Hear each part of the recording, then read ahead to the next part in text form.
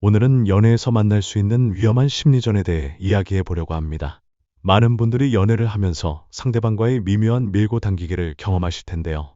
그런데 이런 것들 중에는 건전한 밀당과는 전혀 다른 정말 위험한 심리 조종이 숨어 있기도 합니다. 최근 심리학계에서는 연애 관계에서 벌어지는 다양한 심리적 조종 기법들에 대한 연구가 활발해지고 있습니다.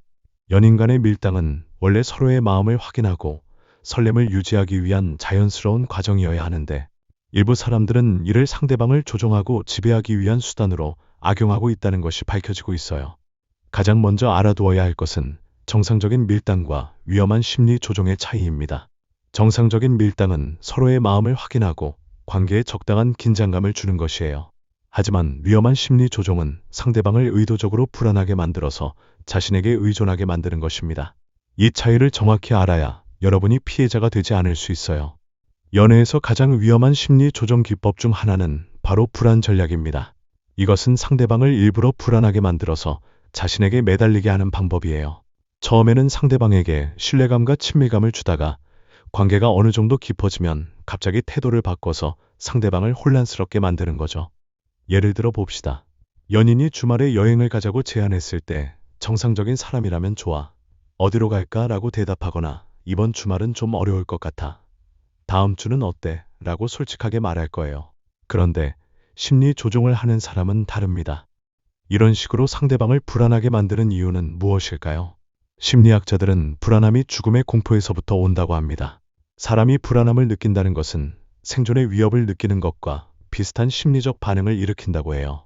그래서 이런 불안을 느끼게 되면 상대방에게 매달리게 되고 결국 조종당하게 되는 거예요. 더 무서운 것은 이런 불안 전략이 냉탕과 온탕을 반복하는 방식으로 이루어진다는 점입니다. 상대방을 불안하게 만들었다가 다시 안정감을 주고 또 불안하게 만들었다가 안정감을 주는 것을 계속 반복하는 거예요. 이렇게 되면 상대방은 감정의 기복이 심해지면서 점점 조종하는 사람에게 의존하게 됩니다. 실제로 이런 심리 조종을 당한 분들의 이야기를 들어보면 정말 안타까워요. 한 분은 이런 경험을 하면서 정신적으로 너무 힘들어서 교통사고를 2번이나 겪었다고 하더라고요. 평소에 운전을 잘하던 분인데도 말이에요. 그만큼 이런 심리적 조종이 사람의 정신건강에 미치는 영향이 크다는 뜻입니다. 그럼 이런 위험한 사람들은 어떤 특징을 가지고 있을까요? 전문가들은 이런 행동을 하는 사람들을 소시오패스나 나르시시스트라고 부르는데, 이들은 인구의 약 4-5% 정도를 차지한다고 합니다. 생각보다 우리 주변에 많이 있다는 뜻이에요. 이들의 가장 큰 특징은 상대방을 진정으로 사랑하는 것이 아니라 자신의 목적을 위해 이용한다는 점입니다. 연애 초반에는 엄청난 애정 공세를 퍼부으면서 상대방을 사로잡은 다음 관계가 안정되면 본 모습을 드러내기 시작해요. 그리고 상대방이 저항하면 가스라이팅이라는 기법을 사용해서 내가 너무 예민하다, 네가 이상한 거다라고 말하면서 상대방의 판단력을 흐리게 만듭니다. 이런 사람들이 즐겨 쓰는 또 다른 기법이 바로 삼각관계 만들기입니다. 예를 들어 남자친구가 갑자기 여자친구를 소개해 주겠다면서 셋이 함께 만나는 자리를 만드는 거예요. 그런데 그 자리에서 그 여자친구를 은근히 칭찬하면서 여러분을 질투하게 만드는 거죠.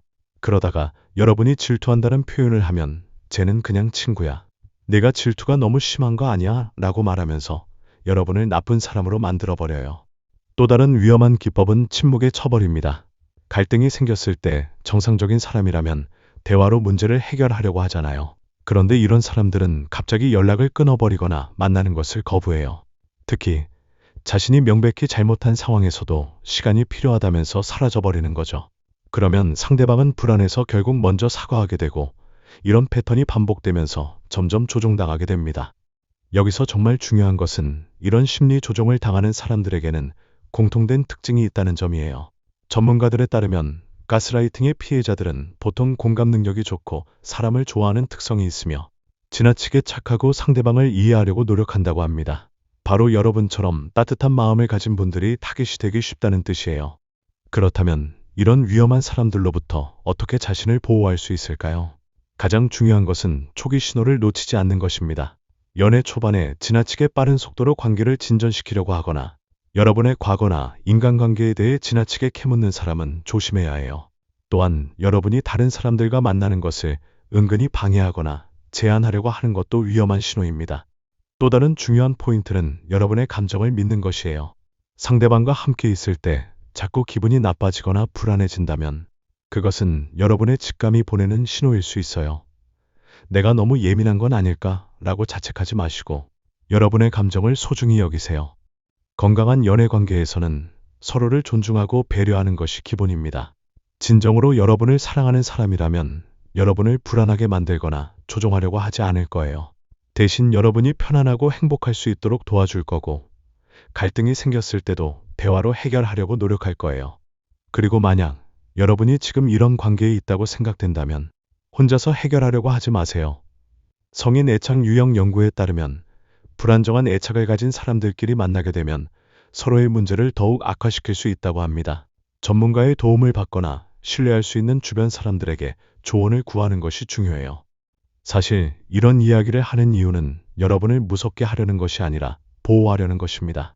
세상에는 정말 좋은 사람들이 훨씬 많아요. 그리고 여러분도 충분히 사랑받을 자격이 있는 소중한 사람이에요. 다만 가끔 나쁜 의도를 가진 사람들이 있기 때문에 그런 사람들을 미리 알아보고 피할 수 있도록 정보를 드리는 것뿐이에요. 연애는 서로를 더 행복하게 만들어주는 아름다운 관계여야 합니다. 상대방 때문에 불안하고 힘들어지는 관계라면 그것은 진정한 사랑이 아닐 수 있어요. 여러분의 마음이 편안하고 행복해지는 사람, 여러분을 있는 그대로 받아주고 존중해주는 사람과 함께 하시길 바랍니다. 특히 중장년 분들께서는 인생 경험이 풍부하시지만 그렇기 때문에 오히려 상대방을 이해하려고 노력하시다가 이런 조종에 당하실 수도 있어요. 하지만 나이가 들수록 더욱 현명해지셔야 하고 자신을 소중히 여기는 법을 배워야 합니다. 혹시 주변에 이런 어려움을 겪고 있는 분이 계시다면 따뜻한 관심과 조언을 주시면 좋겠어요. 요즘 젊은 세대들 사이에서도 이런 문제가 많이 나타나고 있다고 해요. 특히 소셜미디어와 메신저를 통한 소통이 많아지면서 답장을 늦게 하거나 읽고도 답하지 않는 식의 밀당이 더욱 교묘해지고 있다고 합니다. 하지만 이런 것들이 과해지면 상대방에게 상처를 줄 수 있다는 것을 알아야 해요. 진정한 밀당이라는 것은 상대방을 괴롭히는 것이 아니라 서로의 마음을 확인하고 관계에 활력을 주는 것이어야 합니다. 상대방이 힘들어하거나 불안해한다면 그것은 밀당이 아니라 괴롭힘이에요. 건강한 관계에서는 서로의 감정을 배려하고 존중하는 것이 가장 중요합니다. 또한 연애를 할 때는 상대방만 보는 것이 아니라 자신의 감정과 상태도 잘 살펴보는 것이 중요해요. 상대방 때문에 자신이 변해가고 있다면 그것이 긍정적인 변화인지 부정적인 변화인지 냉정하게 판단해 보세요.